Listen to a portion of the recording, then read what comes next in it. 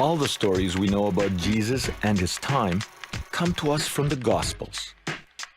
Jesus healing the lepers, the miracle of loaves and fish, his Last Supper, and his miraculous resurrection. But all of these stories come to us from writers with a religious agenda. Is there any evidence outside the Gospels that confirms that Jesus actually existed?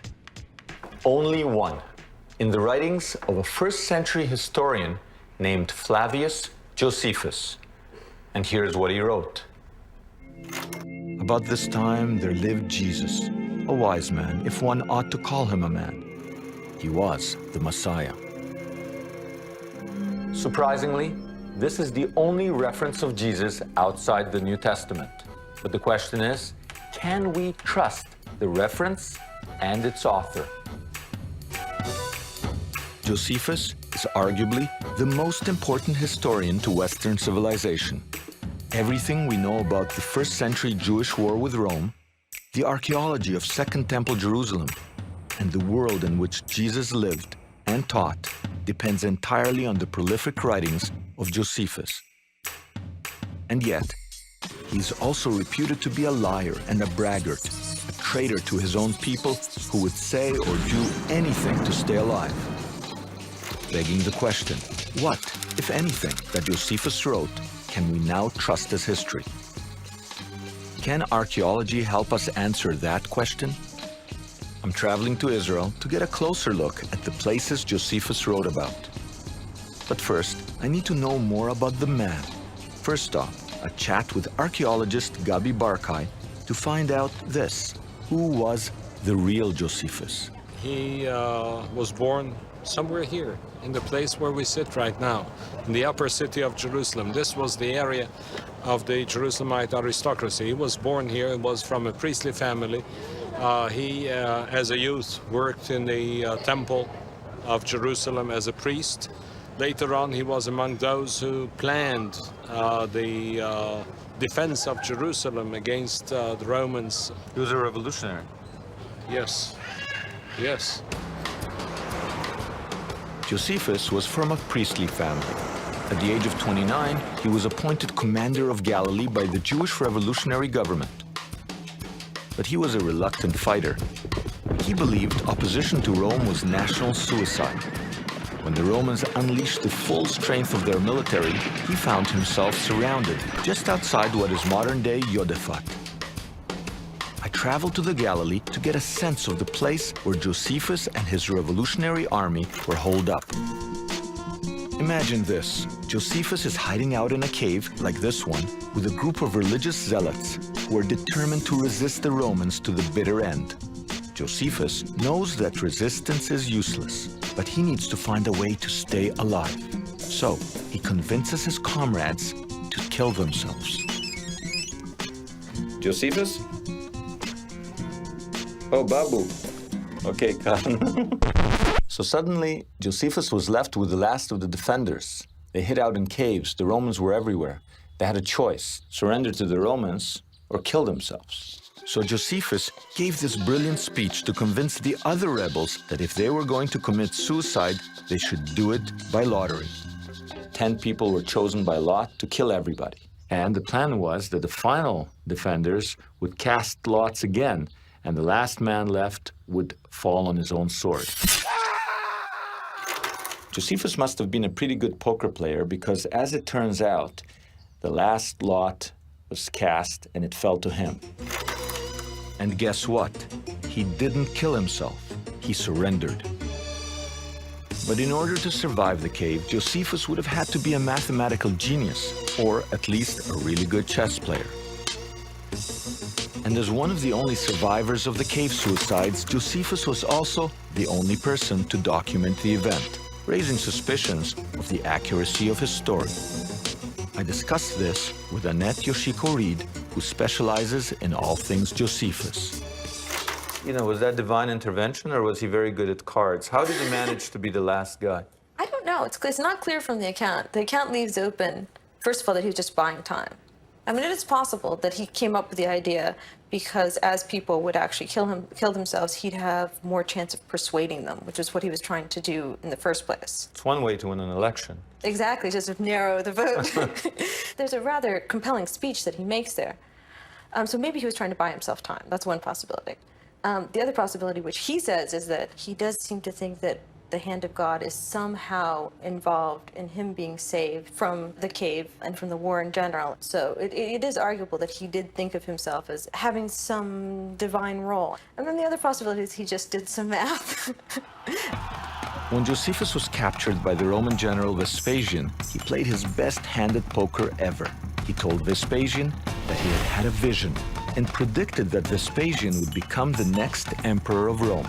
Not immune to flattery, Vespasian took Josephus under his wing, sparing his life. Sure enough, Vespasian did become the next emperor and then commissioned Josephus to write a history of the Jewish revolt. Josephus moved to Rome and was branded a traitor, accused of living in the lap of luxury while his fellow Jews continued to suffer under Roman rule. But why would a Roman emperor let a Jewish rebel write the history of the Roman victory over Judea? The thing about Vespasian is Vespasian and his son Titus actually didn't have very many military triumphs, so it was very important to them to stress the capture of Judea. Josephus would want to say that the Jews weren't nobodies. This was an important war. And in a weird way, it would be in the interest of the conquering emperor to say the same thing, because if they're nobodies, what's the big deal of winning a nothing war? Yes, yes. But if Josephus didn't mind exaggerating about his own life, then how can we trust his reference to Jesus, the only reference outside the Gospels? There's only one way to find out. Strip his history naked and compare it to the archaeology.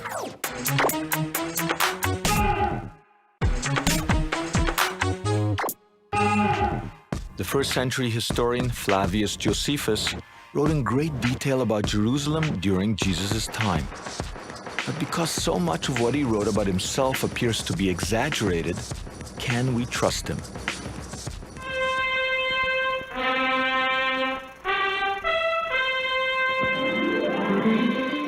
Josephus knew how to spin a great yarn.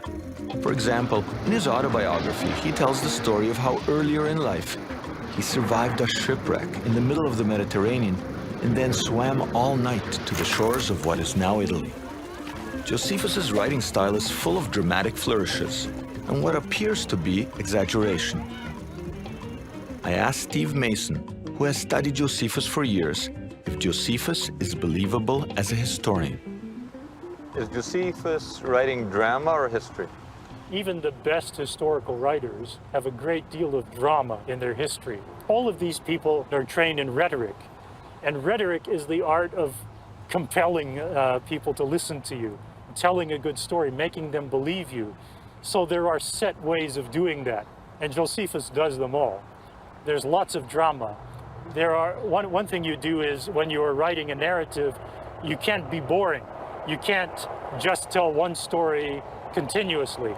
You must break it up, change the scene, change who's involved in the thing, change the location, jump around a little bit, say, meanwhile, over in Rome, this was happening.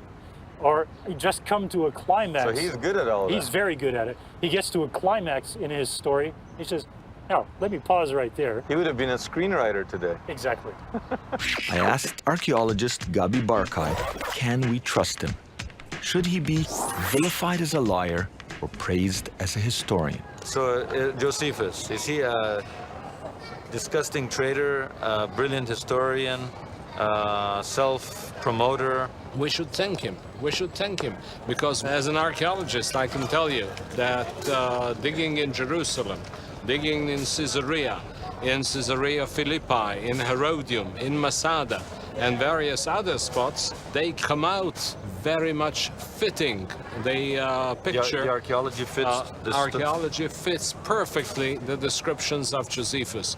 Josephus is a reliable source, but any historical source should be taken by scholars critically. In fact, when you review Josephus's writings critically, we can't help but notice the accuracy of his broader strokes. His writings have been used to uncover major archaeological sites, such as the one at Caesarea, a harbor that Josephus describes and archaeologists have confirmed as built in 21 BC at the whim of Herod the Great. Now a popular site for rock concerts, Caesarea was an entirely man-made port. Josephus's descriptions have also helped archaeologists reconstruct Jerusalem as it was before the Romans destroyed it. I met up with Professor Isaiah Gaffney, who took me on a walking tour of a miniature version of ancient Jerusalem. But it's not what I expected. Yes, this is a model of Jerusalem in the Second Temple period. This looks accurate. It is. How did they figure out all of this? Well, we have the well-known Jewish historian Josephus, who describes Jerusalem with great detail. And the details here are based on Josephus. Physically is accurate? Yes. In other words, we've done a lot of excavation in Jerusalem. And by and large, almost everything that Josephus describes physically, we can find, we can locate here. And it's built to scale, 1 to 50. The topography is exact as well. In other words, the higher spots, lower spots. Here you have the northern part of the city with the wall, southern part of the city, the Temple Mount, and the western gates of Jerusalem. And so the model really makes sense, and it all does come together. Whether Josephus knew it or not, his writings have fueled more than a few myths throughout the centuries. One myth in particular ended up being one of the greatest archaeological finds of the end of the 20th century. A fortress in the desert called Masada. But did he get it right?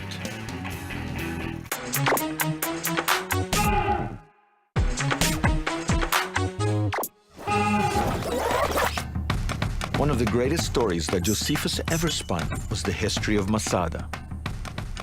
Once thought to be nothing but a myth or a figment of his imagination, Masada now stands as arguably one of the greatest archaeological finds of all time. But how much of what Josephus wrote can be verified by the archaeology? I traveled to Masada to find out. From Josephus's writings, we know that Masada was a fortress where Jewish rebels led by Eliezer ben Yair held off the 10th Legion of the Roman army for almost 6 years. According to Josephus, when the Romans finally breached Masada's gates, they discovered that the rebels were dead. They had committed mass suicide. This sounds remarkably similar to Josephus's account of Yodefat, where rebels chose death over surrender. And just like Yodefat, where Josephus made a speech convincing his followers to use lots to determine the order of death, Commander Ben Yair made a similar speech urging the same thing. Ben Yair, however, went through with the suicide. Archaeologist Guy Stiebel and his colleagues have found many artifacts that seem to confirm the Josephus story. They found skeletons, and they even think they found the lots that the rebels drew to determine the order of death. In the Josephus story, he says that the defenders of Masada voted, they cast lots. Each one went to his own family, embraced them, killed them. Here you excavate, there's a skeleton of a man, a skeleton of a woman, a skeleton of a child. It seems to fit. And now we have to stop and we go back into science. I mean, it's very tempting to take the narration of Josephus, I mean, his account, and say, okay, this is what we have here. It is very tempting. However, when we look at the hard evidence, evidence seems to be less convincing in a way. And now there are scholars that explain this discovery of 3 skeletons here by the work of the hyenas that brought skeletons. So they say Herod's palace became a hyena den, and the hyenas dragged. In a way, I mean, one of the chambers. But this is interpretation. They dragged bodies, and therefore we think they're the defenders, but really, yes, all we've discovered. This is one of the explanation, but stating that this is for sure the remains of rebels, the last defenders that commit suicide, we can't. The fact that Masada was under siege by the Romans, as described by Josephus, is now no longer disputed. Within the fortress walls, archaeologists have discovered hundreds of the ancient world's version of cannonballs. Josephus also described the Roman camp, and archaeologists have found that too. So Josephus seems to be totally credible. But as Gabi Barkay tells me, some of what Josephus wrote was an outright lie. Josephus writes that Masada was all of it built of white marble. Not even one piece of white marble was found in Masada. More than that, in the early Roman period, there was no marble in use at all in Palestine. Why does he say so? Probably he looked at Masada from down below. A possible other reason would be that he wrote in Rome. And in Rome, no building is regarded glorious if it is not built of marble. So he said it was all marble. He wrote it for his readers in Rome. If he's messing with the facts, why do you think why do you rely on him? Altogether, he is reliable. He is reliable. He is reliable. Archaeologically speaking, whatever he tells us proved to be correct. The only other archaeology that seems to confirm Josephus' story are the pottery shards discovered at Masada that appear to be the lots used in the Suicide Pact. But as Steve Mason explains, this also can't be considered hard evidence towards proving Josephus' entire narrative. The lots are very compelling. By the lots, I guess you mean all of these pieces of broken pottery shards. And in a few cases, you have names written on these shards. Some scholars say, hey, matches almost perfectly. Here you have these names. What else would they be?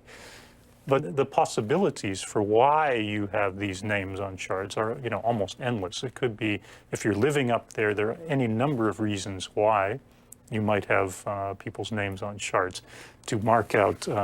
Might say, this is my little area. Where my bed is. This is where my family is. Don't touch my condo. Yeah, or here's an IOU. Here's my share of the food. Something like that. We just have really no idea. It's a nice theory, but it doesn't prove anything. Whether or not Josephus' story at Masada was partially invented or completely true, without him, we would know nothing about Masada. Today, Masada stands as a kind of Jewish Alamo, the last stand against the Romans, and in that sense, it's also the symbol of modern Israel. But forget about Josephus the liar. Never mind his betrayal. It seems 4 out of 5 archaeologists agree that Josephus as a historian is a major source for first-century Israel. But others see him as much more important, since he's also the only writer outside the Gospels who wrote about the existence of Jesus. But what exactly did he write?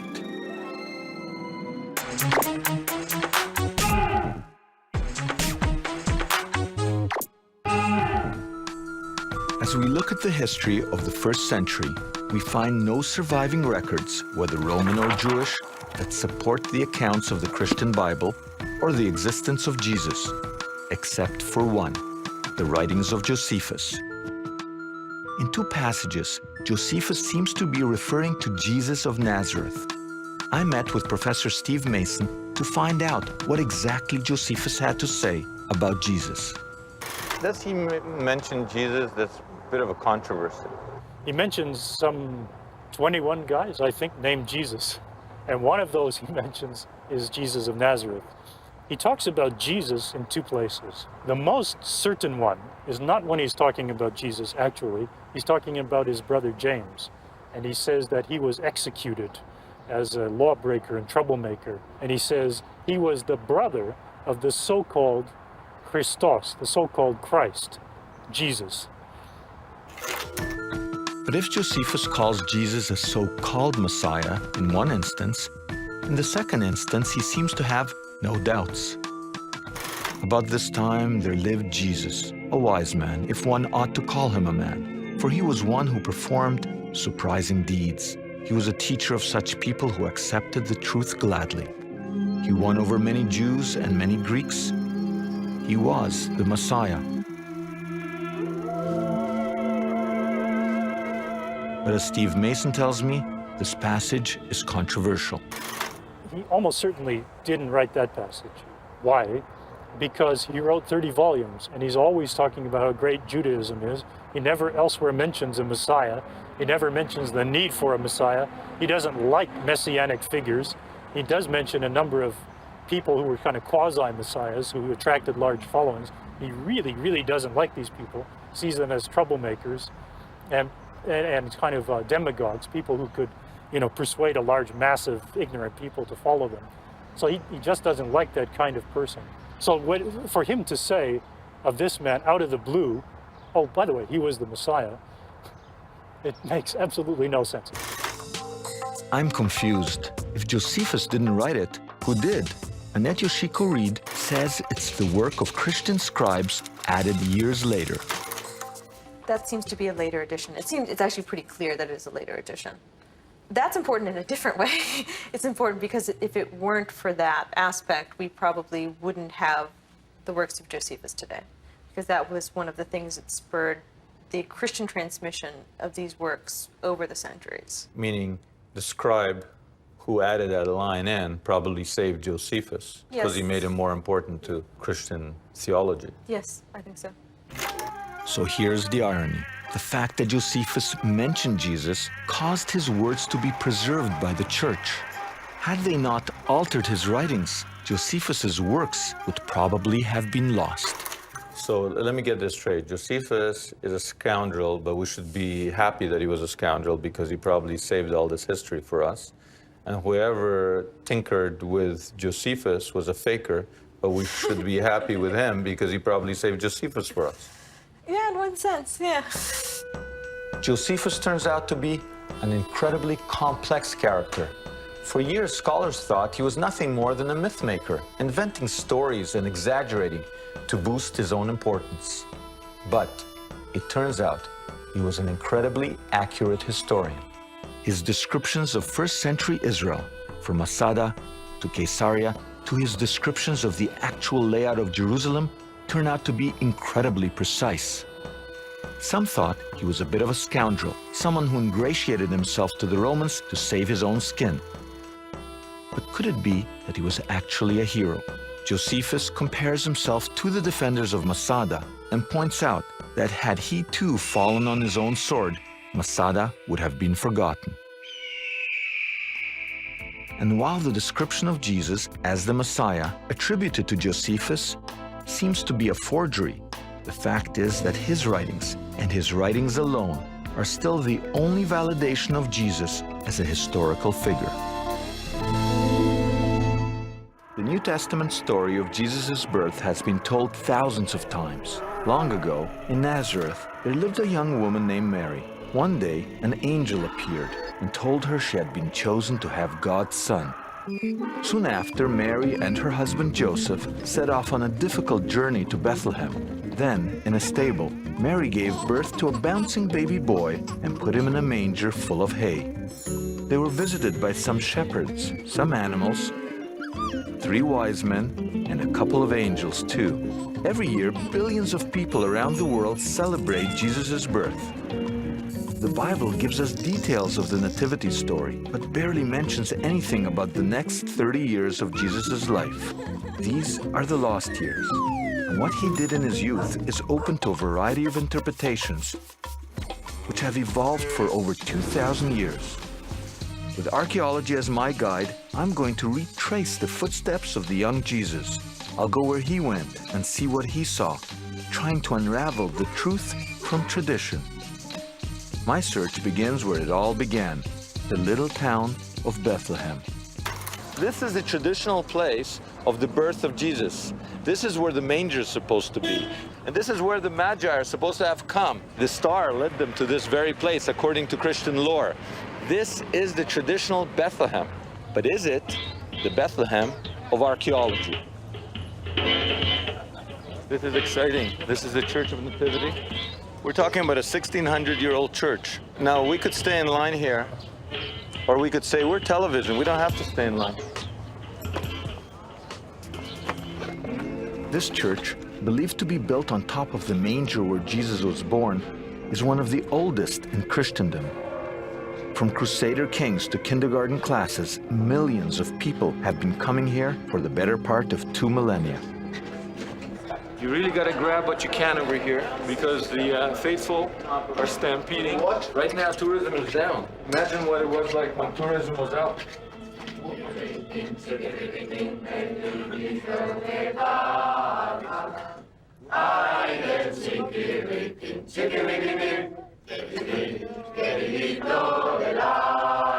That's the traditional place of Jesus' birth, right over there.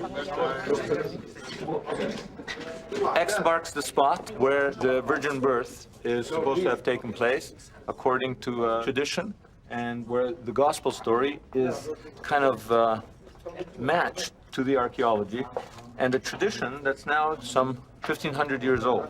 So we'll get out of their way. And over there is the manger. This is where supposedly baby Jesus was put in a little crib or a trough, right over here. Now you notice that there is archaeology here. You could see the stone, the original stone. Traditionally, it's interpreted as being some kind of barn, but you see it's not a barn. It makes sense that this would have been somebody's home. It looks like a basement, really. It's a big grotto. 1,500 years of Christian tradition points to this location as the birthplace of Jesus. It's here that archaeology meets with the biblical account. The story continues with Jesus and his family moving to Nazareth. So I think a trip to his old hometown is in order. Maybe a walk around his old neighborhood will reveal something about Jesus' early life. The Nazareth Historical Village is a living museum situated on the ruins of a first-century farm in present-day Nazareth. Here, a team of biblical scholars and archaeologists are working together to recreate a village that resembles in every way what archaeology tells us about where Jesus grew up. Shalom, peace upon you all. Here, I meet up with Steve and Claire Fawn, New Testament scholars and experts on first-century life.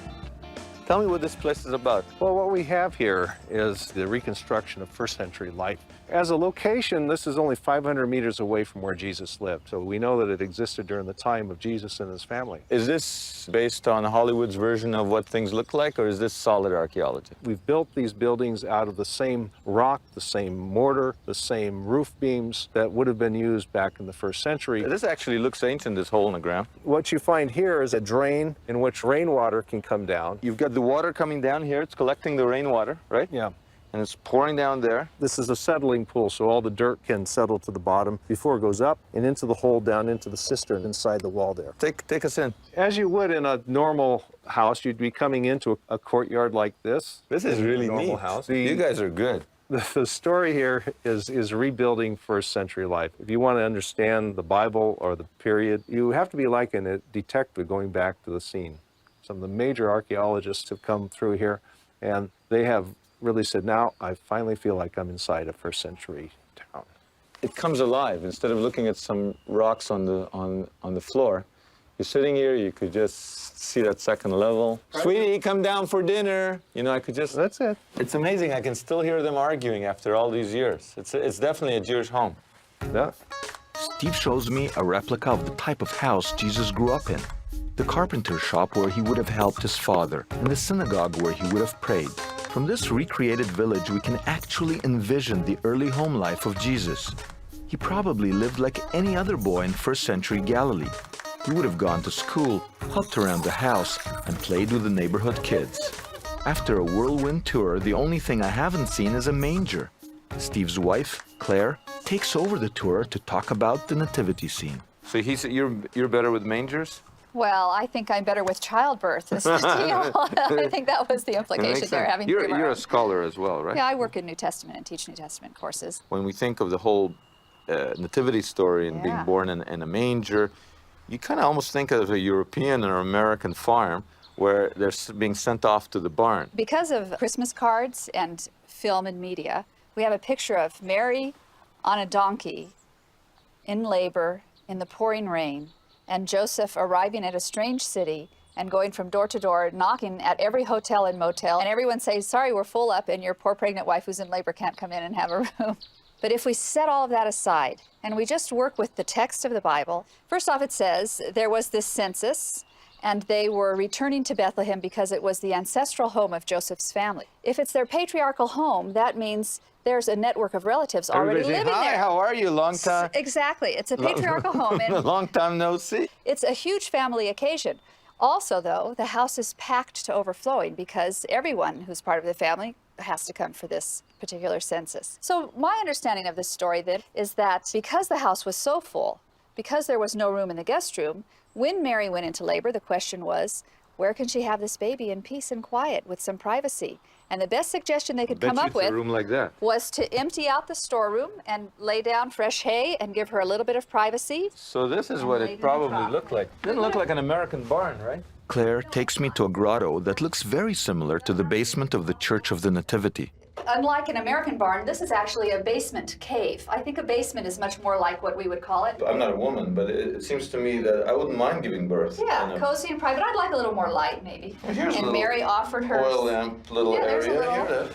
first century type oil So lamp. that Mary, you know, Yeah, they would have lit it with oil lamps. I like your manger. It's a nice, Thank you. it's a nice manger. That's one of those things. Claire dispels some commonly held notions of the nativity scene, and it's a good reminder of how a traditional story told over the ages evolves into something very different from the original. So with all that straightened out, I'm heading off to meet with an archaeologist who says the story of the nativity may be right, but the location is all wrong.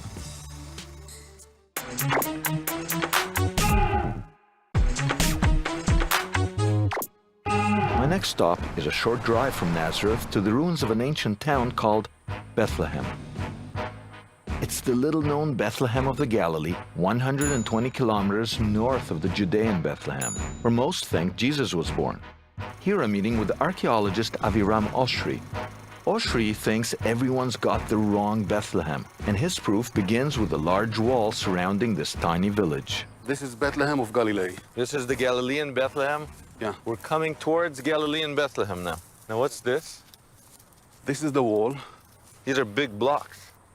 If I would have just been wandering around here, I would have thought that these stones are just some kind of terracing system. But in a minute, I'll show you why it can't be just a simple terrace. Why? Because there is a rampart, a built rampart, leading into the city. So it's a real fortification. Yeah. Here we see a rampart which is connected to the wall. It's built on both sides, and it leads us upwards into the city. Walls and ramparts were the primary defenses of ancient cities. These Byzantine fortifications suggest that a powerful city once stood here. But Bethlehem of the Galilee was a tiny village. What could these later Christians have been protecting? So this is not a small village. It's a small village by size. It's a small village with a very big fortification. Yeah. Ah, Here you can see the continuation of the wall. Usually you find that kind of walls in big cities like Jerusalem. It's quite unique for a village that small to be fortified. so you're saying the fact that there is such a significant wall for what otherwise would be a small little village must mean that the Christians care a lot about this particular village. Yeah, exactly. You think through excavations like this, you've actually found the place of the Nativity. I do believe that this is the site of the Nativity. If Oshri is right, how did Matthew and Luke, writing a few decades after Jesus' death, confuse the Bethlehems? How do you explain the fact that there seems to be a very old tradition in the other place and total silence on this place? I would suggest Christianity wanted to turn Jesus into a Messiah. And according to the Old Testament, the Messiah should come from David's house. And David came from Bethlehem near Jerusalem. That is why Jesus had to come from that Bethlehem. The biblical prophets predicted that the Messiah will come from the family of King David, who hailed from Bethlehem of the south. Saying that Jesus was born there fulfills the prophecy and proves his messiahship. Was this all a bit of early religious spin? To help answer this, I'm meeting with Dr. John Kloppenberg, professor of religion at the University of Toronto. Let's start with Jesus and where he was born. I mean, of course, the tradition is it says Bethlehem, but there were two Bethlehems, as it turns out. Is it possible that Jesus' birthplace was kind of moved for ideological reasons, because to be born in the Galilee would not be where a Messiah should be born? When we have so little data, almost anything is theoretically possible. But I would say that the prior question is, why would we think that he's born in Bethlehem at all? The basis for connecting Jesus' birth with Bethlehem is very slender.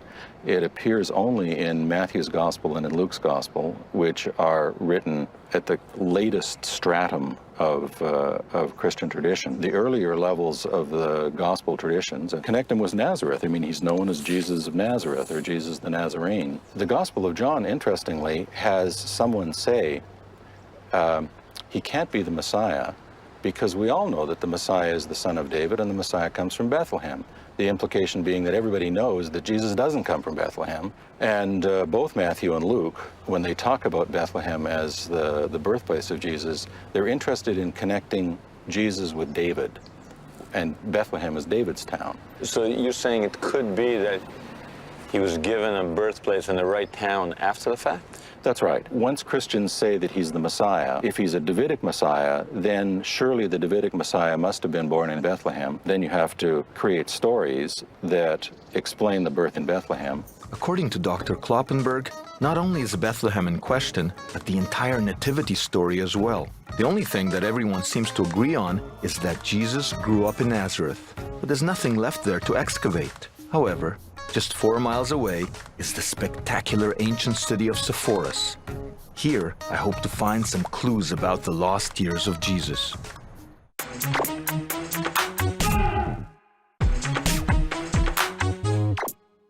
Tradition portrays Jesus as a humble country boy growing up in the sleepy town of Nazareth. But excavations in the nearby city are forcing scholars to rethink this old, quaint notion.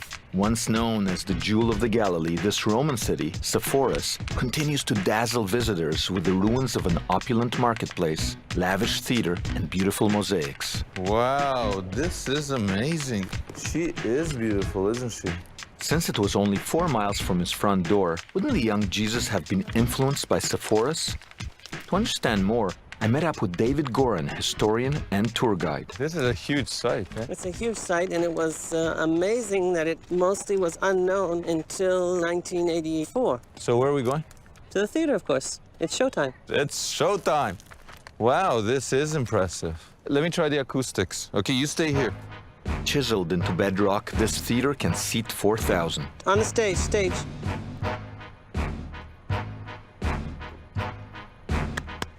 Can you hear me? I can hear you, fine. The acoustics are pretty good.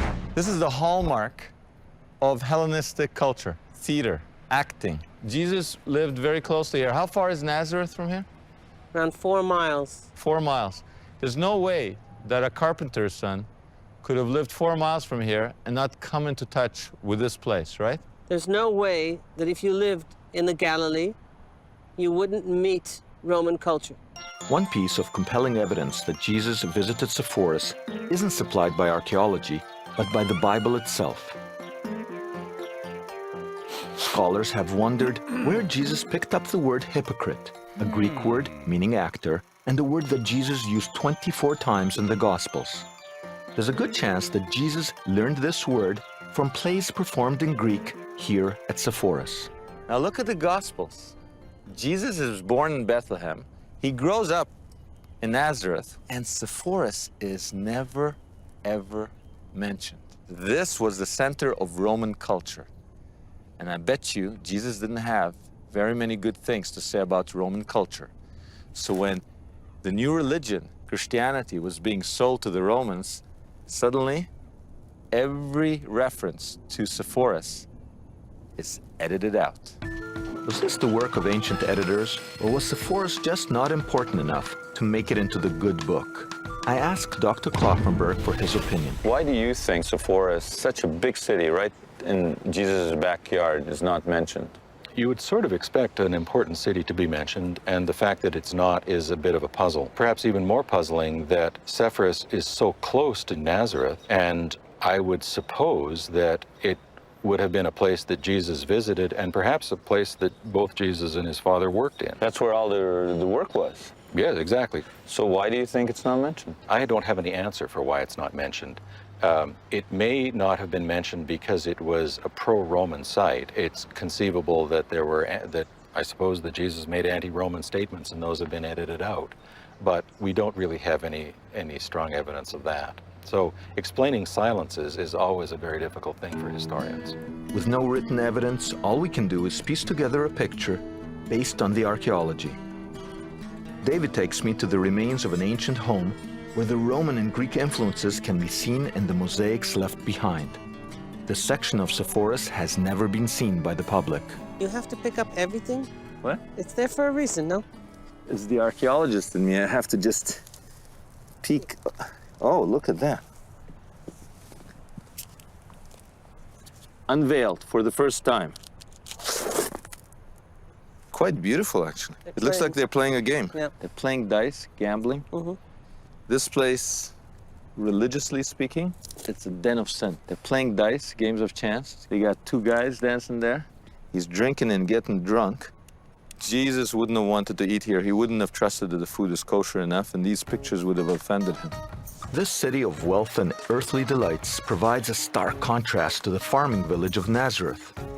Sepphoris, with its pagan culture and decadent lifestyle, represents many of the things that Jesus would later preach against.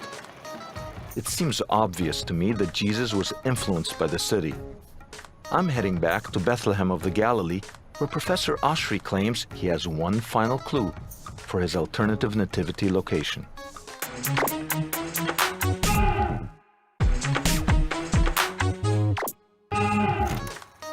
I'm back with Professor Oshry at the other Bethlehem in Galilee. It was here just 12 years ago that he uncovered the remains of a massive Byzantine church. We're on our way to check out where the church once stood and where Oshry believes that Jesus was really born. It wasn't a church under the highway. There was a church over the highway. Yes, exactly. Right? Right over here. Look, these guys are upset with us. Don't blame us. You're in a church. You're driving in the middle of a church. Really? This is a very different kind of church than I've ever been in before. So this side road over there, that's where it started. And how far did it go? Up to the oak tree. That's a big church. That's a big point in your favor. Why would somebody build in the middle of a little village in the Galilee a huge church like that, surrounded by a huge wall? Exactly. Now, where you mentioned there was a natural cave somewhere? Yeah, just behind the oak tree. I've seen it in the early 90s, and it disappeared afterwards. Where? Somewhere here. What do you mean it disappeared? It was covered with dirt, with soil. You say that behind this oak tree, you saw a natural cave. Yeah. So there's an entire church built around this natural cave. If you're right, this is where, in Byzantine time, they probably believed that the cave was the place where Jesus was born. Wouldn't it be quite easy to figure out if there's a cave there by just digging in the earth? Yeah, there's no problem in doing it. It just need finance. But watch out, we are breaking the law now. We're breaking the law, why? Because we are not allowed to excavate without the permission. But look what we found here. You could see the top of the thing, where the dirt is. I mean, you could see that this is filled in. Are you going to give me a footnote that I rediscovered the scene of the nativity? Yeah. Archaeology in action. Could it be that behind this muddy wall is the actual birthplace of Jesus? I wonder if the people living above here know about any of this. Now, is that house sitting on top of the cave of the nativity, according to your theory? If I'm right. I want to meet these people. I'd like to meet these people. He's embarrassed. He's too embarrassed to come. Do you think they speak English? Hello? It's open. Hello? Hello. I just want to ask you some questions about... And there's the archaeologist. What? You should warm me first. Yeah? I see your bags are packed over here. When are you due? Storage. Any day? Any day. Really? Do you realize that you have a backyard archaeological place? Yes, Yeah? there was a Byzantine church here. We might be raising the value of your property a lot. Do you know that? No, how? Yeah, but why don't you tell her your theory? Why don't you tell her, seriously? I'm suggesting that Jesus was born here rather than the Bethlehem near Jerusalem. Are you going to do a home birth? No. No? Because if you do a home birth, and if this is the place where Jesus was born, your kid can be born where Jesus was born. Wow. Okay, this is good. This is archaeology in action. If I had doubts about Aushry's theory before, finding a pregnant woman above this possible nativity site is definitely a sign in his favor. Jesus' lost years end around age 30 when he is baptized by John and his ministry begins. I've retraced the footsteps of Jesus from Bethlehem to Nazareth. I've touched the very spot where Christian tradition says he was born. I've walked around his hometown and seen firsthand what it was like where he grew up. At Sepphoris, I've seen the powerful influences that helped shape Jesus' philosophy. I've heard some new theories and made up some of my own. Most of the early life of Jesus remains a mystery, but now, for the first time, archaeology is providing a clearer picture of the formative years of the man at the heart of Christianity.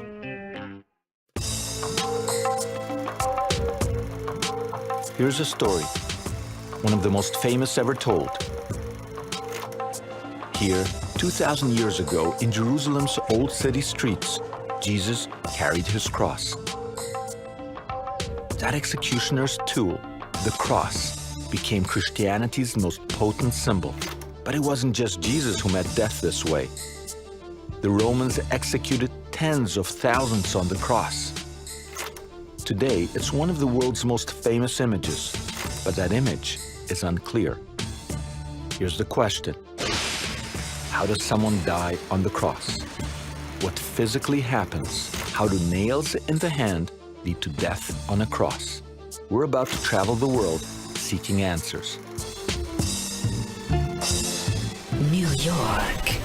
For different people's arm lengths, we have different holes along the cross so that each one would line up, because if you're nailing a person, you're nailing their hand straight out. London.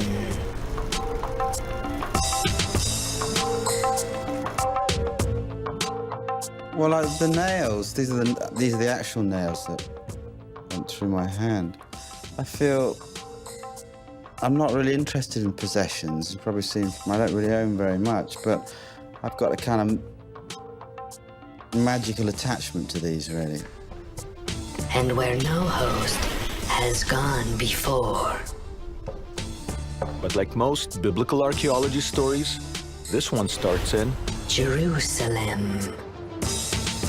During the days of the first century, Roman emperors Caligula and Nero, thousands of people would be crucified here along busy highways like this one.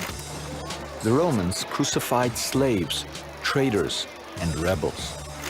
To make an example of them, deterrence. In the place where the so-called crime took place, usually the crime was resistance to the Roman Empire.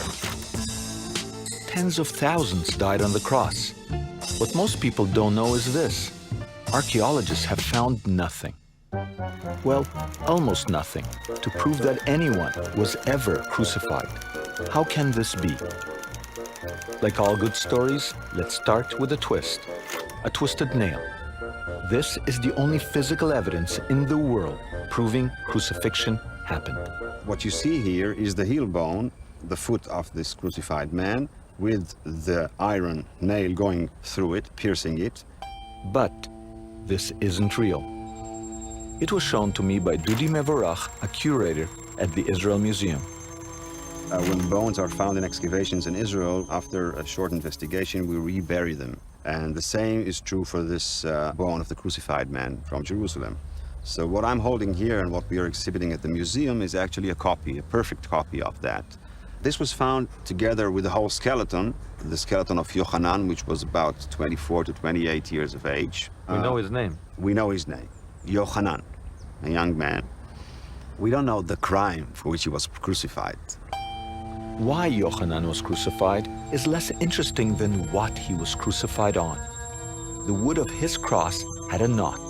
As the nail passed through his heel and into the cross, it hit stronger part of the wood and got bent, preventing it to be pulled out. So 2,000 years ago, they nail a Jew to a cross in Jerusalem. Because they choose one height as opposed to another height, it hits something stronger than a nail. At that moment, the nail bends and starts a whole chain of events that allow us to find the only crucified bone ever. You know, the archaeology is all about tragedy and chance. Persians, Assyrians, Celts, and Germans practiced crucifixion. Many scholars say the Carthaginians pounded the first nail. The Romans didn't invent crucifixion. They merely perfected it. A twist of fate, a twisted nail. It gives us the only physical evidence in the world of a crucified man. But tens of thousands died on the cross. Why is there no evidence? Where are the other iron nails and splintered heels? You know, they used to crucify thousands of people along the roads here. And if they crucified so many people, how come there's no archaeological evidence? How come there's no archaeological evidence except one person? I don't know how. You have to know how. But why is there no evidence? I don't know why. But does that mean it didn't happen? Maybe it happened. Maybe. So it doesn't mean, just because they don't have any archaeological evidence, doesn't mean anything. I don't know. Everybody here is into archaeology. Where is the evidence? Well, we can't answer that until we learn how crucifixion worked. It turns out the best place in the world to get answers is a small town in New York. There, in a tidy family garage, next to the lawnmower and sprinkler, a father puts his son on the cross.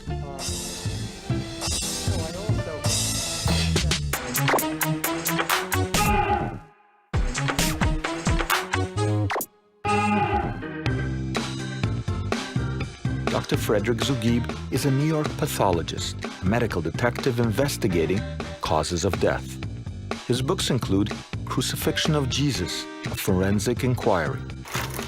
Dr. Zugib is trying to find out what happens to a body on the cross. From the lashing, They called them scorpiones, and they would dig right into the flesh and rip. To the nails. When the nail goes through that area, it hits the median nerve, as they explain. They're one of the worst pains ever experienced by man. To the mechanics of hanging on a cross. Then what happens? The cramping in the legs. Well, what they did was they'd arch the body, and that would extend the legs to remove some of the cramps. Dr. Zugib isn't studying alone. Meet Dr. Zugib's son, Tom. For the past 16 years, I've been a local judge, and I have my own private practice of law. He's been going up on the cross for his father for 31 years. You must be the most crucified man. I would think. You're the most crucified man ever. There's not much you could do to me, right? That's right. That hasn't been true. You know what? He was the executive assistant district attorney for a number of years, and when he left the office, they did a roast on him, and I loaned them pictures of him up on the cross. They said this is what his father used to do whenever he was bad, whenever to punish him. He would crucify him. Dr. Zugib tests oxygen levels, blood pressure, heart rate. So does anybody else do this anywhere in the world? Are you the world's expert on crucifixion? Pretty much because nobody has done, people have just speculated. There's even been a paper in a Journal of the American Medical Association from the Mayo Clinic. Just speculation, no experimentation at all. Fortunately, no one else in the world conducts live crucifixion experiments. Over the centuries, artists occasionally nailed cadavers to crosses to get the right pose. Lately, Mel Gibson gave us some of the most visceral images yet. But Dr. Zugib says the Road Warrior got it wrong because Gibson exaggerated the lashing for entertainment value. No one could have survived the lashing Gibson gave Jesus. And then they scourged him for about 9 to 10 minutes straight, with the big bruisers coming down on him using a flagrum with sharp-edged pieces. Well, I think about 5 or 6 lashes like that would have killed him, from my experience as a forensic pathologist. He never would have made it to the cross. He would not have made it to the cross. First of all, his breathing would have been terrible. If you get punched in the chest, one punch, you have difficulty breathing. To carry a 200-pound cross, as he did in the movie, he would have been almost impossible. Mel Gibson would say, Now, I you've have a never seen case. you've never seen anybody flayed, so how do you know? Well, I have a case just about a year and a half ago of a young individual who was beaten by the stepfather with a belt and lamp cord. The individual died. Both lungs were collapsed. The inside of the chest wall was all hemorrhage, all hemorrhagic. They tried resuscitating the individual after, could not resuscitate the individual. So this 18-year-old in good shape didn't survive just a a beating with a belt and a lamp cord. So Mel got it wrong. No one could have survived Gibson's lashing and then carried a cross. But Christians do believe the real Jesus made it to the cross. That's the image most of us have. But it comes from art, not archaeology or science. The common way that people perceive crucifixion is the way the artistic descriptions are of the crucifixion of Jesus, with the feet one on top of the other, with a nail driven through both of them into the upright beam of the cross. But there was a great variety. Peter Richardson, professor of religious studies at the University of Toronto. Sometimes his feet are on a ledge, sometimes he's nailed to the cross, sometimes, you know, the nails seem to go through the palm, sometimes through the wrist. Was there one way or variations? No, there were all sorts of varieties of crucifixion, upside down with arms extended, even with the privates being nailed to the cross. Oh. There were all sorts of variations, X-shaped crosses, tau-shaped crosses, that is T-shaped crosses.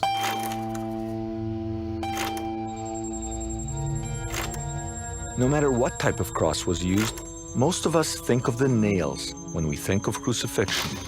We're about to meet someone who can tell not the history, but the actual feeling.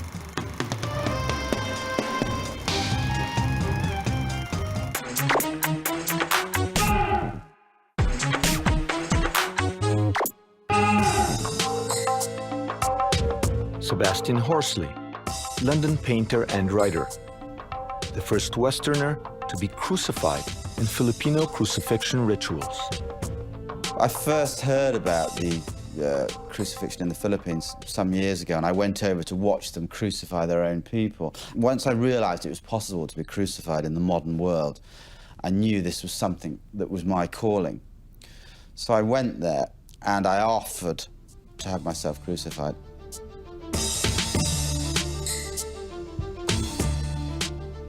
Every Easter, a few villages in the Philippines reenact Jesus' passion. Some go so far as to drive nails through their hands.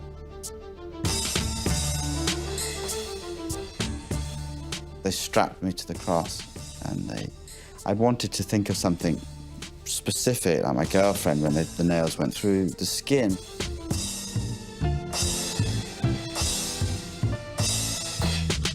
Excruciating, from the Latin excruciatus, meaning out of the cross.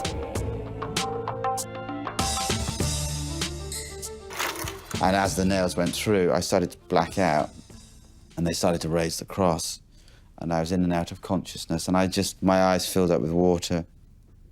Well, the pain was much worse than I thought. It was, how can I describe it? It was just like a really severe, but also quite dull ache as it broke through the skin. But I think one of the reasons that it was worse than I thought, it was just the idea of what I was doing to myself. It's not really like anything in the modern world, is it? You can't really prepare for something like that. It's hard to understand why, today, anyone would want to be crucified. But why did the Romans choose crucifixion? Hanging was easier. Feeding to wild animals, more dramatic. The sword was faster. But the cross was special to the Romans. Why did crucifixion so absolutely satisfy Roman needs for nearly 800 years? Part of the answer is the power of humiliation. Humiliation and shame. It's a death in shame. The Romans typically not only scourged the person who is to be executed ahead of time, but then often left the body on the cross so that it would simply disintegrate on the cross. There would be very little left. Jackals would pick at it from the bottom and carrion birds from the top. Humiliation with purpose, deterrence. Crucifixion was a public warning. The Romans wanted everyone to see what happened if you messed with them. So we're back to our first question.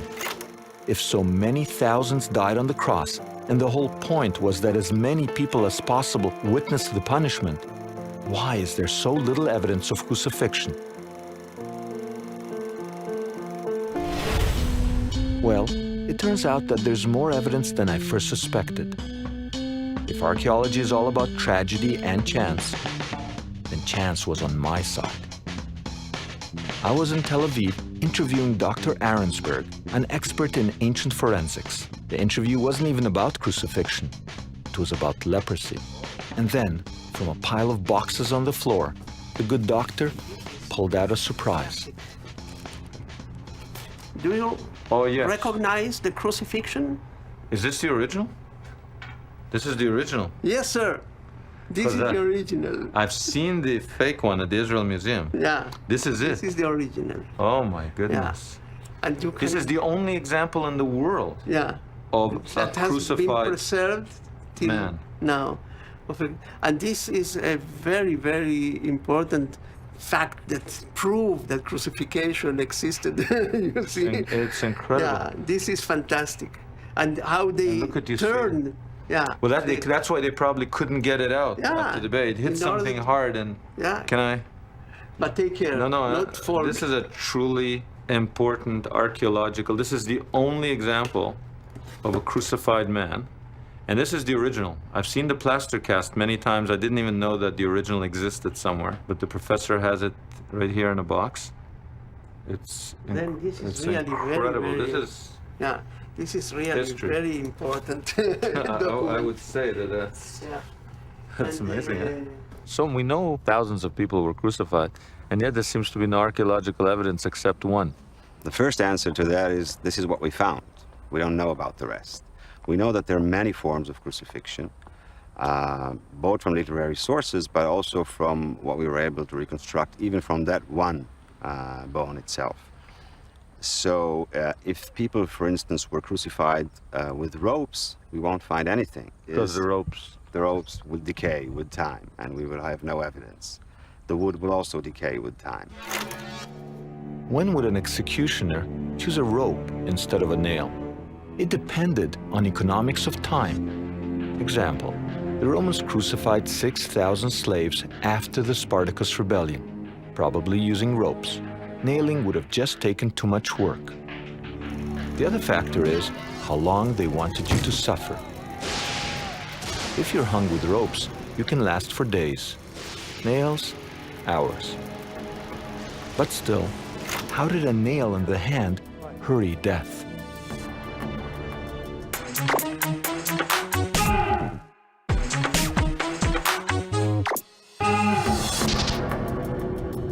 We know nails are painful, but a nail in the hand doesn't kill. For many years, the leading theory of death on the cross was asphyxiation. Dr. Zugib and Tom prove this theory is false. Here's how it works. In classic crucifixion, this is where the arms are. In this position, there's no problem breathing. Breathing doesn't become tough unless we raise the arms much higher. Okay, put your arms straight out. It's easy to breathe. Now, raise your arms. It's tough to breathe, right? You leave a person here the way we do our experiments for any length of time. We had people that had worked up to 30 minutes. That was the longest we had. If you left them up there an hour and all, they'd start getting into shock. They'd start going into shock. And shock is central to our first question. What causes death on the cross? The cause of death in crucifixion is hypovolemic shock and traumatic shock. To a layman, what happens when someone goes into hypovolemic When a person has hypovolemic shock, what literally happens is the heart fails as a pump because your volume is too low to maintain a blood pressure. Blood pressure drops from a loss of fluids, blood, sweat, the trauma of the lashing, nails, dehydration. So you put these all together is that your blood pressure goes way, way down. The heart is pumping against, trying to maintain this pressure. Finally, it fails.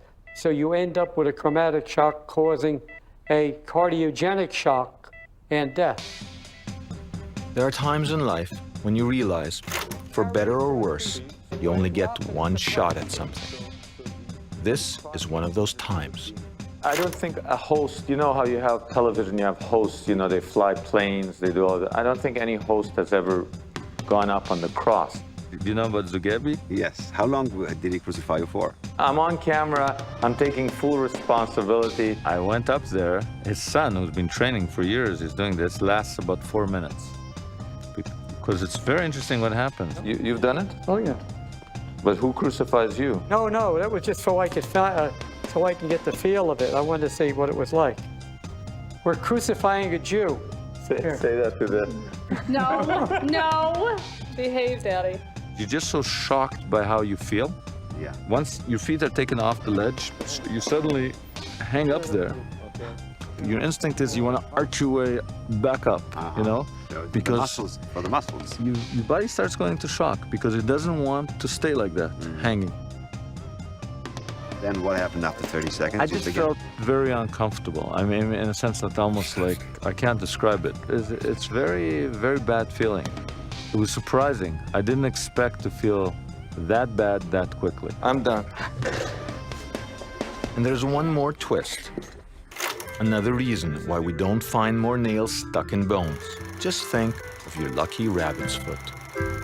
We know from several sources the nails were considered to be very important amulets. And people might have retrieved those nails for amulet purposes. I find it very hard to believe that Jews would be walking around with nails that were used to crucify their family members and say, this is going to bring me good luck. Actually, we know that from the Talmud. So we know that both Jews and Gentiles use that as amulets. And so this would be a reason for us not finding them. It would not explain why we don't find skeletons with pierced heel bones. You did find one. Yeah, so you know, it's always that in archaeology that when we find one thing, we say, why don't we find more? The fact is that we found one. And the question is, what do we do with the information that we can retrieve from that one find? When we find more, we'll know more. And that's the final twist.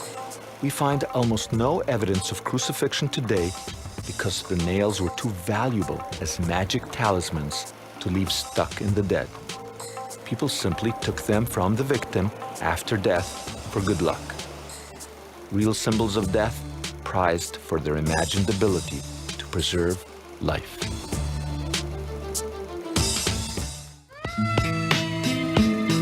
In biblical times, being sick was often viewed as divine justice. If you suffered from blindness, skin disease, or maybe a bum knee, chances were that you brought it on yourself. Falling ill was no picnic. Not only did the ancients lack basic medical care, but sometimes those with the mark of sickness were banished. And of all the illnesses you could get, nothing was worse than leprosy. According to the Gospels, the only cure for this terrible disease was the hand of Jesus. But many scholars now believe that due to a mistranslation of the Hebrew Bible, Jesus might not have been curing leprosy after all. A stunning new archaeological find may actually hold the answer. With archaeology as my guide, I'm going to take a closer look at ancient medicine and get to the bottom of this leprosy mystery. But first, I want to find out where the ancients went to soothe what ailed them. The Bible says water was a great healer. It outlines the benefits of washing and bathing, and both Jews and Christians used water to purify body and soul. And I've just heard that archaeologists have uncovered a giant ancient pool near Siloam in Jerusalem. Could this be the famous pool mentioned in the Christian Bible where Jesus healed the blind man? A man called Jesus made clay and anointed mine eyes and said, "Go to the pool of Siloam and wash." And I went and washed, and I received sight. I'm going to meet up with archaeologist Gabi Barkay to find out if this is the same pool. We are now in the ancient pool of Siloam, which was discovered just in the last month. So is this one of those magic moments where the Bible and archaeology meet? This is the very pool which is mentioned. There is no other alternative. The dating of the pool is secure. It is first century. You can imagine Jesus standing here curing people. This is the very pool. And the pool is where? So the pool is this large orchard here with the pomegranate trees. Next to the pool here, we see the remains of the stepped edges, which is mentioned in the Gospel of John, chapter 9, as the place where Jesus cured the blind man. And people gathered here in order to find remedy for their troubles. So this must be one of the most important biblical archaeological finds ever, actually connecting Bible with archaeology. Yes. Pretty amazing. So, according to the Gospel of John, it was here at the pool of Siloam that Jesus cured the blind man. And the discovery of the pool gives new life to the story. But what about the stories of Jesus healing lepers? Has anything been found that corroborates these tales? Scholars are skeptical. They point to a mistranslation of the Hebrew Bible where the term tsarat was incorrectly replaced with leprosy. Today, Hansen's disease is the correct name for the ailment that causes body parts to fall off. According to scholars, Hansen's disease didn't exist during Jesus' time. So whatever he was curing, it wasn't leprosy. What was it? Professor John Kloppenberg, first century expert, explains. Tsara and lepra, or lepros in Greek, probably refers to the same physical ailment, which is a kind of psoriasis perhaps, or a skin blemish. Not really leprosy. In the Hebrew Bible, it's not Hansen's disease, and probably in the New Testament, it's not Hansen's disease either. The problem is that when you use a word like lepros, and then subsequently lepros gets identified with Hansen's disease, it becomes a sort of an automatic equation that Jesus is curing people from leprosy. But you telling me he just cured people of the heartache of psoriasis? That's what we're talking about? Well, we might trivialize this, but if you read the injunctions in Leviticus about what one has to do as a leper, you are separated from your social unit, from your family. So the heartache of psoriasis was not so much the actual itching, it was a sign of impurity. It's a sign of impurity which causes you to be separate from the rest of society. So according to Professor Kloppenberg, there was no real leprosy at the time of the Old Testament in the Holy Land. But I'm not convinced that it hadn't arrived by Jesus' time. Before I investigate this, I need to understand disease in biblical times. And it's clear from the Bible that quarantine was often used to isolate sick people, not just lepers. Does this mean that all sick or disabled people were left out in the cold? There's a forensic pathologist in Tel Aviv who's found some ancient bones that tell a very different story.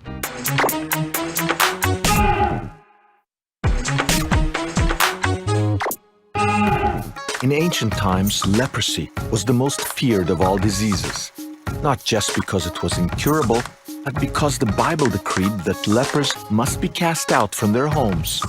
A leper's lot in life was one of solitary suffering.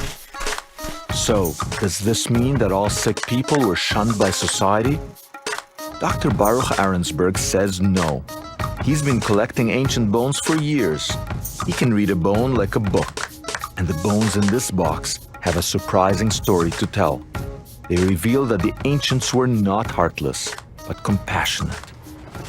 We have here from the Roman period, and you can see these are bones that were found not far from Jerusalem, and you can see that inside of the vertebra, it is divided by a wall. How old was she when she died? She was around 25, 30 years old when she died. That's significant. In ancient times, people lived shorter lives. Disabled people's lives were shorter still. Finding ancient bones that show severe disability and a relatively long life can only mean one thing. So this, somebody looking at this sees a pile of bones. You look at this and you say, this shows me that the community took care of its disabled. Absolutely. This is the best case. And the importance is not only on the pathology, but on the environment, on the social conditions they were living. Wow. So that means people cared for each other. Yeah. Arensberg's collection shows us that in biblical times, compassion was the first step in any treatment.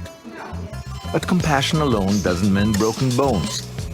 So who did the ancients go to for more sophisticated care?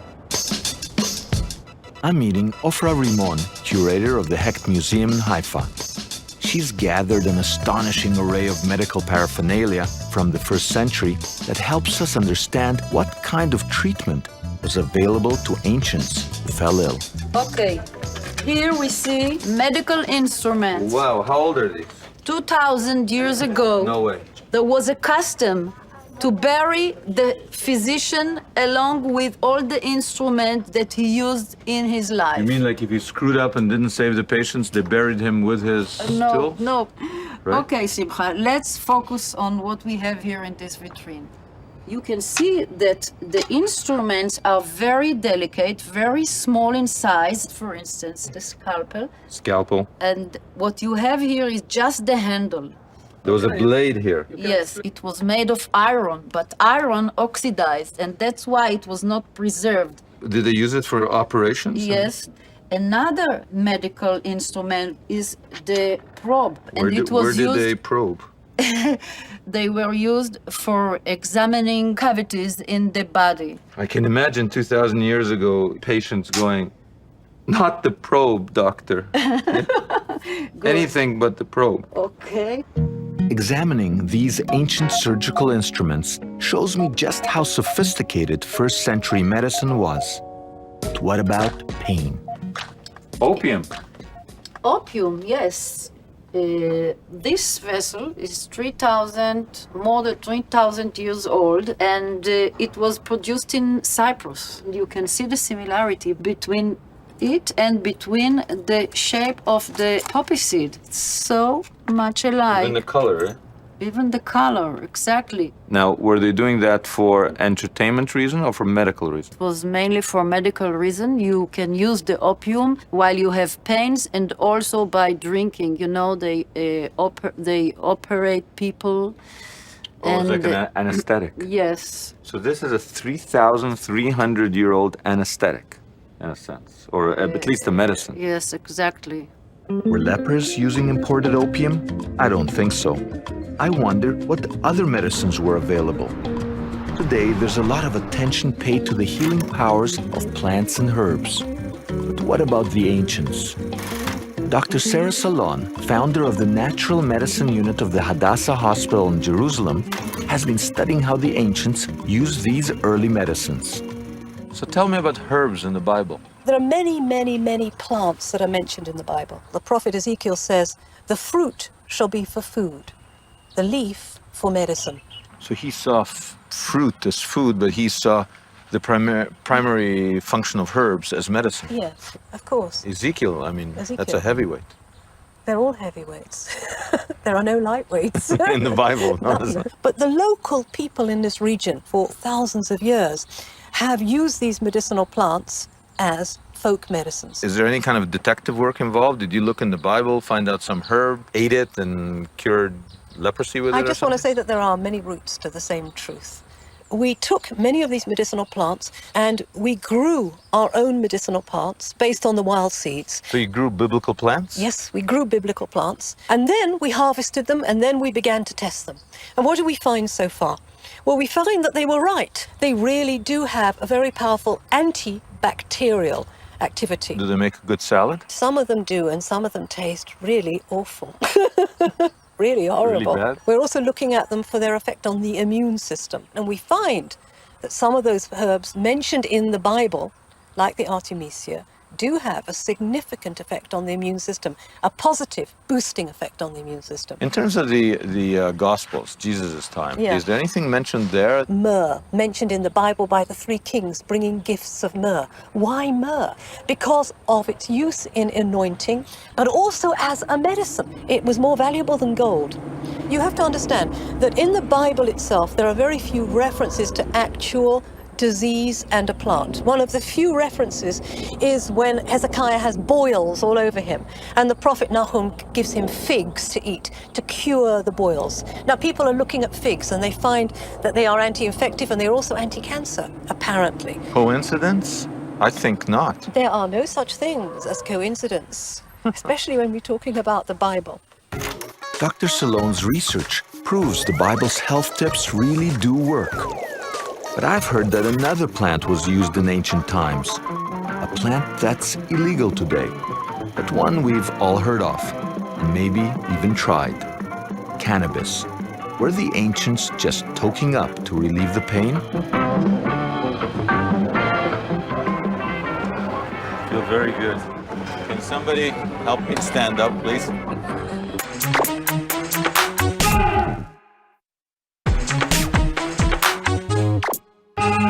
Herbal medicines were used in ancient Egypt as far back as 10,000 BC. Over the centuries, much of this knowledge made its way around the ancient world. The Bible recognizes the therapeutic properties of strong wine and a few herbal concoctions, and that's about it. But some are suggesting that by Jesus' time, the ancients were getting high for medical purposes. Professor Raphael Mechulam, expert of pharmacology at Hebrew University, he's figured out what the ancients would have reached for when they were in pain. Well, my lab is a chemical lab. We work in chemistry and pharmacology, mostly medicinal plants, in particular cannabis, marijuana, hashish. You're an expert on marijuana. Well, I've worked on that for many years. We identified the active compound in marijuana, THC. Now, wasn't some cannabis found in a tomb here in Israel? They found a Roman tomb near Bet Shemesh, 20 kilometers south of Jerusalem. They found a young girl there that had died at the age of 14 maybe. She was pregnant, too small to give birth, and therefore she was obviously in fantastic pain. And they found some ashes next to the remains. So they gave us the ashes to analyze, and we found traces of cannabis. It shows that at that time they were using cannabis. Oh, they used it for pain. They used it for apparently what we would call antibiotic. They used it for some stomach problems. They knew quite a lot about cannabis, and they used it. As I walk the streets of Jerusalem, I think about how easy we have it. Doctors and hospitals, easy access to medicine. The ancients didn't have it so good. The best these pharmacologically challenged people could hope for was a few puffs on a marijuana pipe. I'm not about to try cannabis myself, but I will try the next best thing, a traditional Middle Eastern treat, the hookah. It might just be what the doctor ordered. I'm gonna have my first nargila experience. The nargile, a Turkish water pipe. The tobacco is placed in the metal top and kept burning by a small piece of charcoal. The smoke is cooled by being drawn through the water in the bowl. This is a first for me, and they assure me this is tobacco. Take my little piece of coal and stick it on top. All over the Middle East, to this very day, people understand about medicine and the therapeutic use of smoke and tobacco. The smoke may not be good for you, but just relaxing and not doing any chores, that's good for you. Just the general attitude that you're getting away with it is very therapeutic. Very nice, very nice. I think my coal is not hot enough. I have a deficient coal.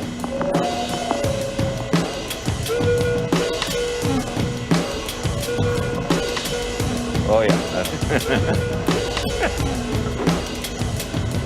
I can get used to this. This is just sit around, just sit here and relax, right? Relax. Let the wife take care of things. You know? Crazy. What have I been thinking all these years?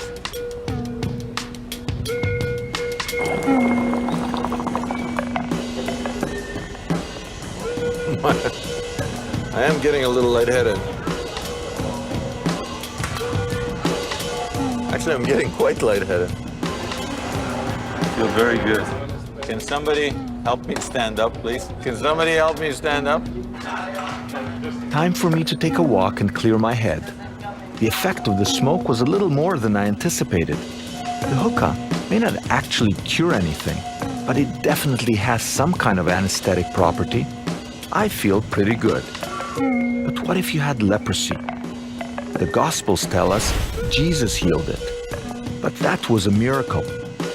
And many scholars reject the notion that Jesus healed leprosy at all. Some go so far as to say that leprosy didn't even exist at the time of Jesus. But now, archaeology has proven them wrong. We're going with archaeologist Shimon Gibson to an ancient cave where he made the discovery of a lifetime. He's found the world's oldest leper.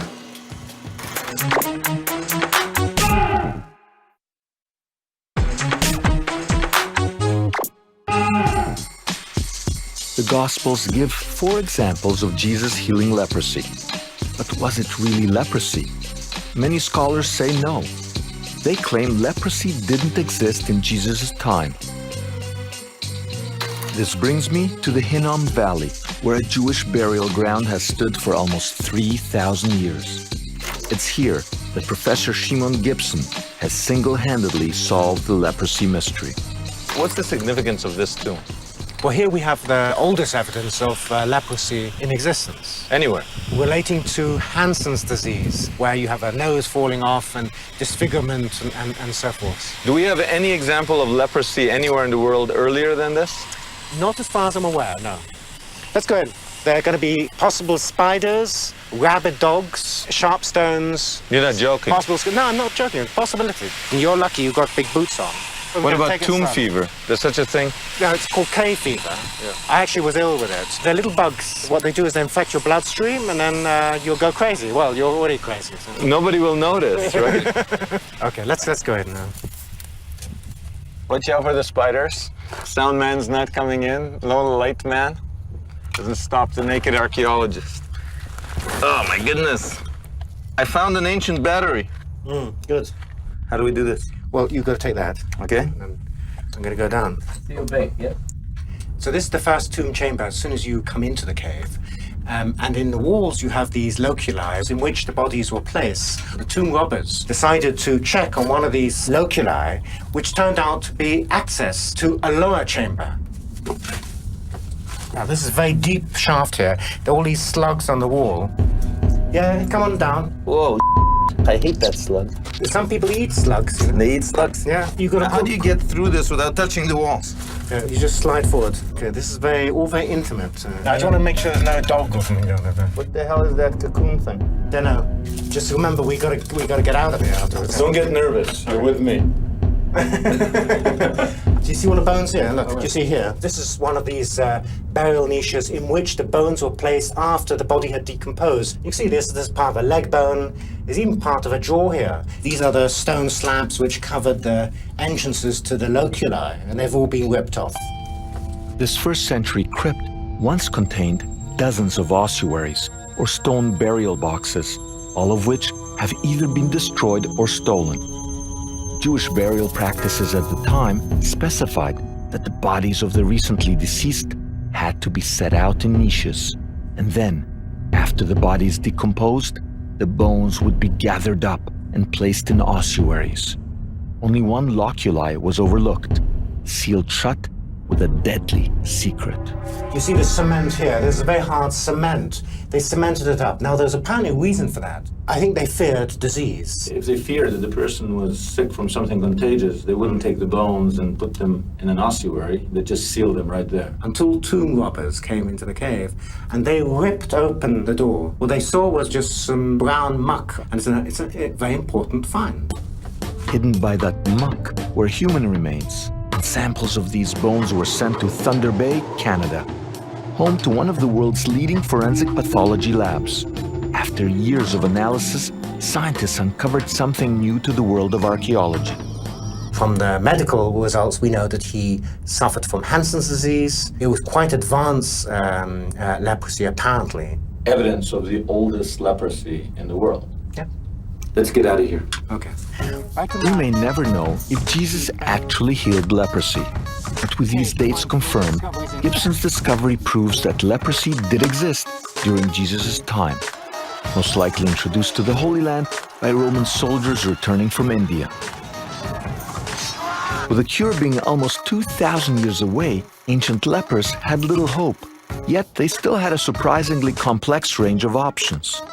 For the most part, the ancients relied on what we would call alternative therapies, primarily herbal medicines, many of which hold the same properties as modern drugs. And if they didn't come across Jesus, there was always the hookah to ease the pain.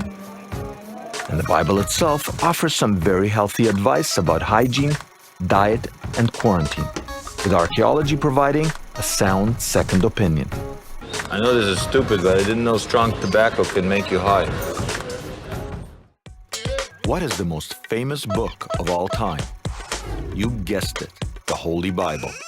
Most of us have a copy of it in our home, whether we're believers or not. So have you ever thought about who wrote it? Who wrote the Bible? God. God wrote the Bible? Lots of people. Lots of people? Yeah. Some scholars in the ancient time. This is a tough one. God gave the Torah to Moshe on Mount Sinai. Do you ever think about who wrote the Bible? I never thought about it. The Bible. When people say the Bible, they actually mean different things. The Quran, the New Testament, the Old Testament. But one thing that Jews, Christians, and Muslims agree on is that, from a religious point of view, there was a revelation on Mount Sinai to Moses. God dictated, God lectured, Moses wrote it down, Genesis, Exodus, Leviticus, Numbers, Deuteronomy.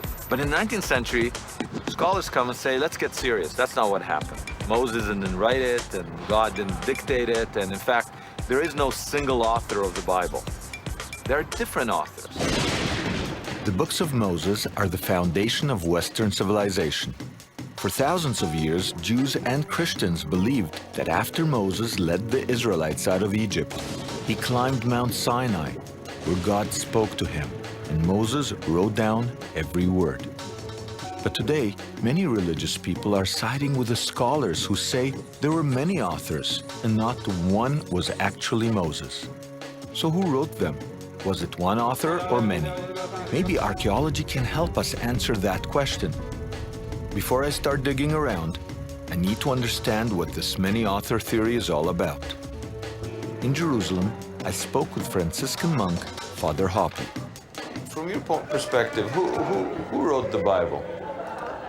Well, the Bible is an anonymous work for the most part. It doesn't say this was written by Moses. Do you believe it's divine or human? These books are religiously authoritative. That is, they guide a person's beliefs and practices.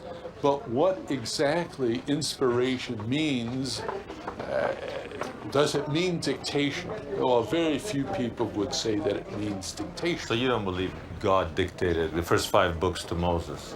No. You don't? Has there ever been a time when Father Hoppe could have been burnt at the stake for what he thinks? Actually, probably not. Christians have been debating this Moses authorship for 500 years. And then, in 1943, the Catholic Church decided to weigh in on the argument. It sent out a memo. Moses probably didn't write the Bible. The Church had now bought into an academic theory begun in the 19th century that the Bible is composed of texts by many ancient authors. Must be one convincing argument. Let's hear what the scholars have to say. I spoke with Baruch Halpern, biblical scholar, to see if he can convince me that the Bible is a product of many authors. I've been sitting here and I've been wondering. I sit, I stand, I sleep, I wonder, who wrote the Bible? A bunch of different people.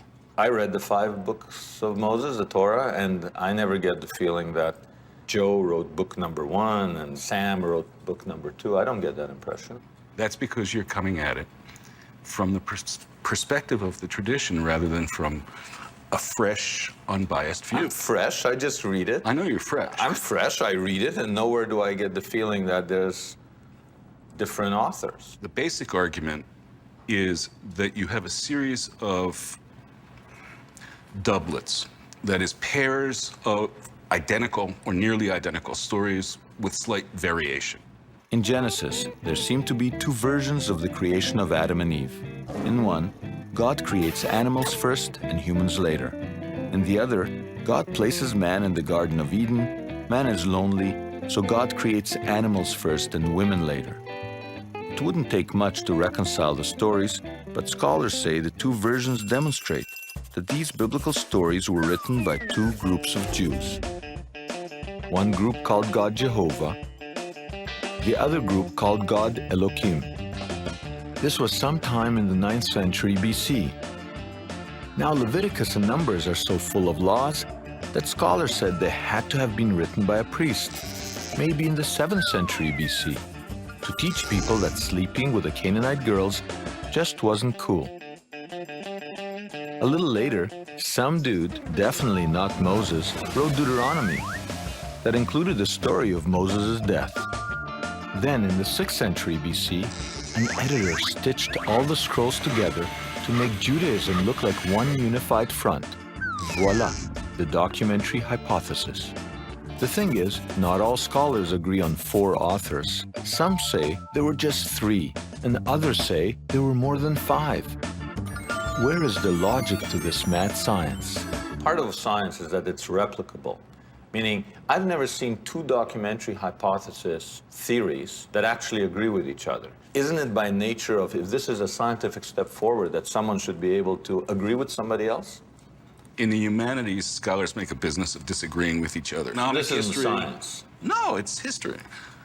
History is fiction. It really is. I mean, it's a form of fiction. With an attempt to get to some historical kernel. Exactly. In my opinion, the multi-author theory is not convincing. When I read the books of Moses, I hear one voice. Even though the scholars oppose me, I'm no chicken. I'm on a mission to prove there's one author, not more.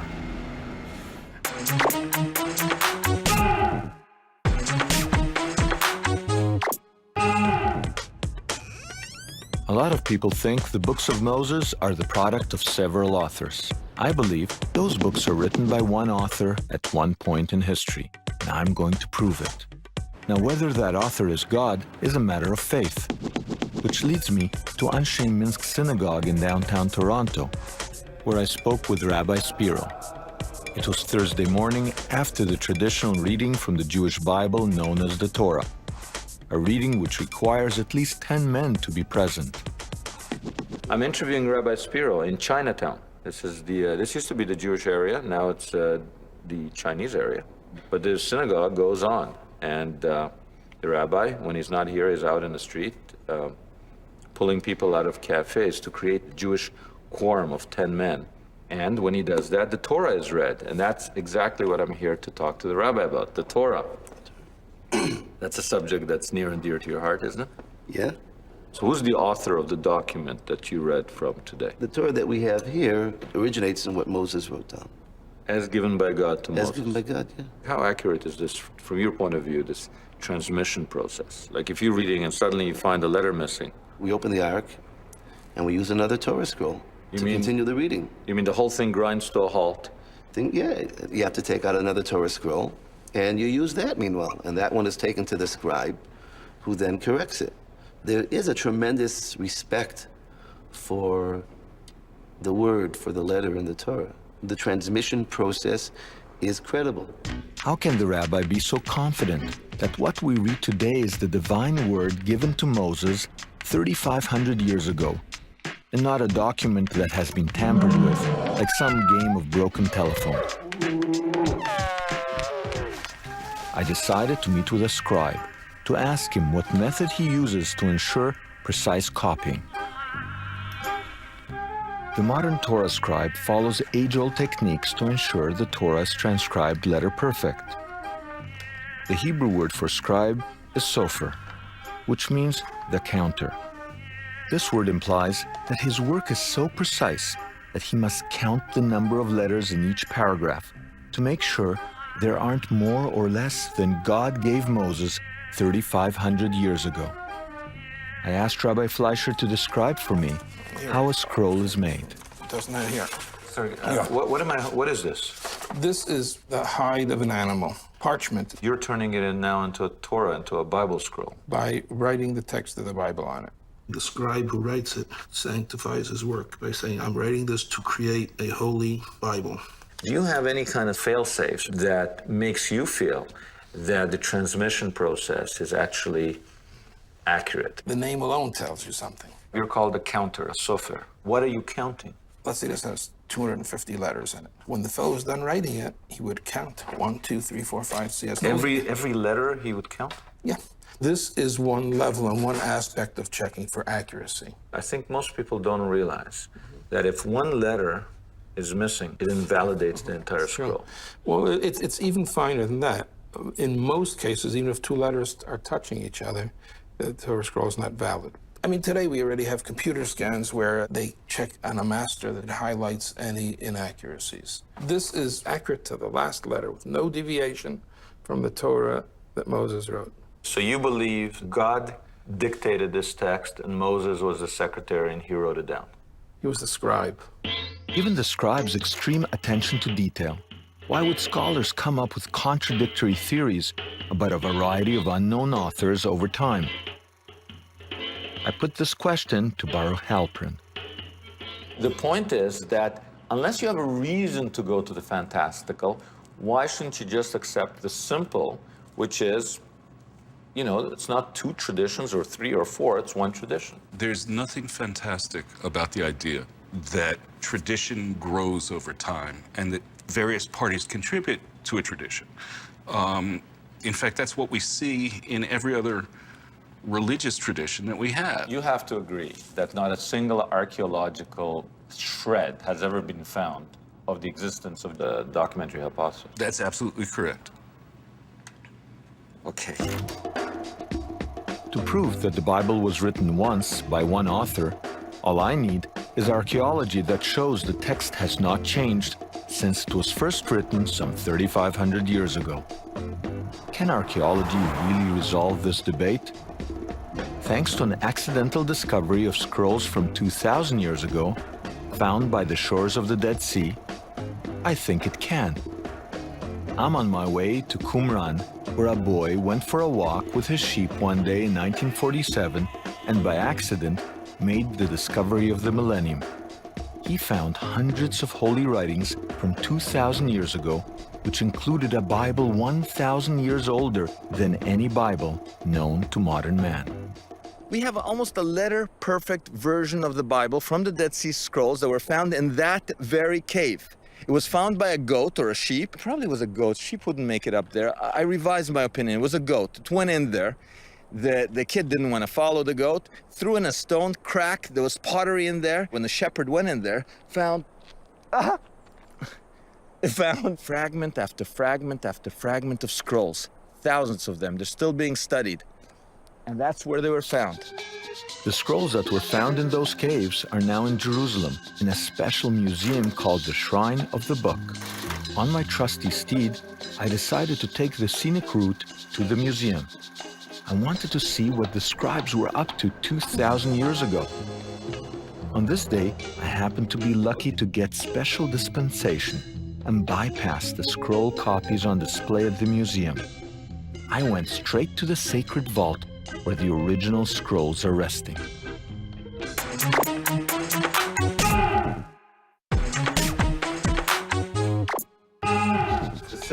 The safe. The vault where the Dead Sea Scrolls rest. There I met Professor Flint and Professor Ulrich. They normally study the scroll fragments using infrared photos in the comfort of their own homes. And then they come here to double-check what they've read. I wanted to know if this 2,000-year-old scroll they're looking at is word for word the same as the Bible we have today. This is the real thing, right? This is the real thing. This is the real thing. If you go to the museum, you don't see the original, you see a copy because this is so fragile, we just uncover the part we're working on. What does work constitute? What we do is work on these at home with infrared photographs and then write out what we think it is, but then come in to check because there are things that you cannot tell from photographs. You know, there are various types of things that have gone wrong. Like you can tell that there was water damage there, it dried and then split. Are there letters, for example, that you might have thought it was one letter because there's this crack going through it, and then when you check it, you go, oh. Exactly. So you're checking to see whether the printed text is actually true to the... That's right. So here's an ancient scribe who may have been having some problems with his pen, and we try to explain this. Was he changing the text? What was he doing? What have we learned? The edition that's come down to us has been remarkably well preserved. Are there huge differences, critical differences? The traditional Hebrew texts that we have are very accurately transmitted from 2,000 years ago. Historically, we're very fortunate that the ancient Jews had a tradition of preserving the Bible and not changing it. The rabbis, if they felt there was an error, they tended to put the error in the margin. They didn't feel free to change the text. And because of their conservatism, we do have a very carefully preserved Bible. The Jewish scriptures have been preserved almost sort of by God's grace. So, by God's grace, we saw the Bible from 2,000 years ago, and it's exactly the same Bible we have today. Wouldn't that support the tradition that says the book we read today is the book Moses wrote down and handed to the Israelites 3,500 years ago? Well, Professor Halpern stopped me in my tracks when he told me Moses couldn't possibly have written the Bible. Do you think Moses wrote the Bible? No, I don't think Moses wrote a thing. You don't think he wrote a thing? Not a thing. He didn't go up on the mountain? I forgot to tell you, these people were illiterate until basically the 8th century BC. So the text meant nothing to them. I think I got him on that one. To prove my point, I went to the Sinai Desert.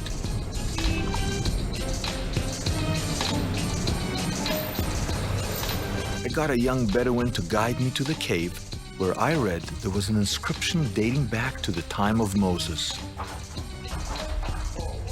It wasn't written by Egyptians, but by Hebrews. Here it is. Here's the oldest or second oldest alphabetic inscription ever, and you can still see the chisel marks. And it represents an incredible moment in human history. It's the oldest alphabetic inscription. Here you see the inscription going this way and going this way. That was the real revolution of taking cartoons or pictures or a pictographic writing system, which is what Egyptian hieroglyphics are, and changing it into a bunch of symbols that stand for sounds rather than pictures or stories. So what these writings mean is that when Moses led the Israelites out of Egypt, there was an alphabet, and he knew how to use it. Now what we need is the archaeology that proves Moses wrote the Bible. But where am I going to dig up a 3,500-year-old Bible?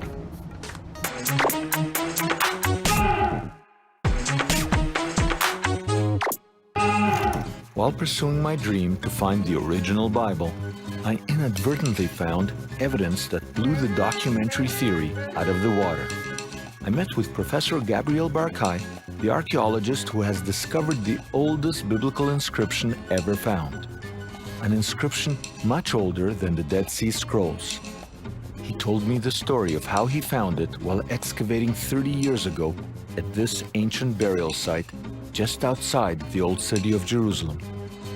Okay, now to the untrained eye, mind you, that's not me. To the untrained eye, these look like a bunch of holes in the ground. What are we looking at here? This is a burial cave, 2,600 years old. We had a bunch of kids who were in the dangerous ages of 12 and 13. They were from an archaeology club for youth. And one of those kids was especially a nagging type. I didn't know what to do with this little Nathan, who always had a very ugly habit of pulling my shirt from behind, and whenever I would turn around, he would ask me silly questions. He was known as Nathan the Unbearable?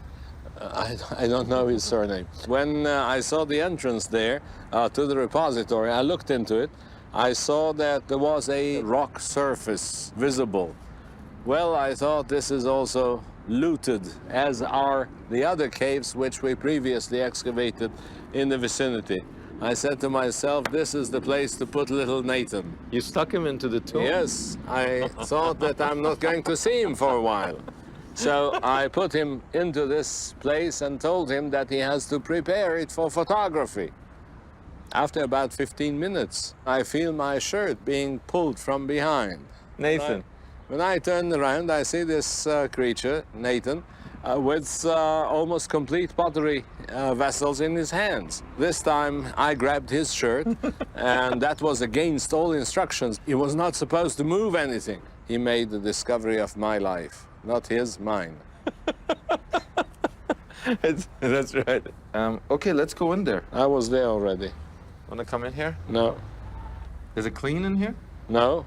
It's dirty? It is. What was the discovery?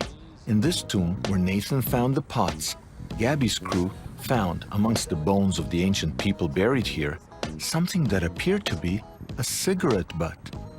This apparent trash turned out to be 2 tightly rolled silver scrolls, the greatest discovery of Professor Barkay's life so far. What's this green mold on the wall? Green mold. But it took them several years to realize the real value of the treasure. When it was opened, we found it is Took you 3 years. About after 3 years. It was difficult to unroll it. When the proper method was found, we saw that it is a plaque of approximately 10 centimeters in size, and upon it was covered densely with writing. On 2 silver scrolls, you can read a biblical passage. May the Lord bless you and keep you. May the Lord cause his face to shine upon you and be gracious to you. May the Lord lift up his countenance upon you and grant you peace. These scrolls are exactly the same as the Bible today, and they're 600 years older than the Dead Sea Scrolls. The Torah hasn't changed. The tradition is good, but the greatest discovery was yet to come. For 20 years, the scrolls sat in the Israel Museum.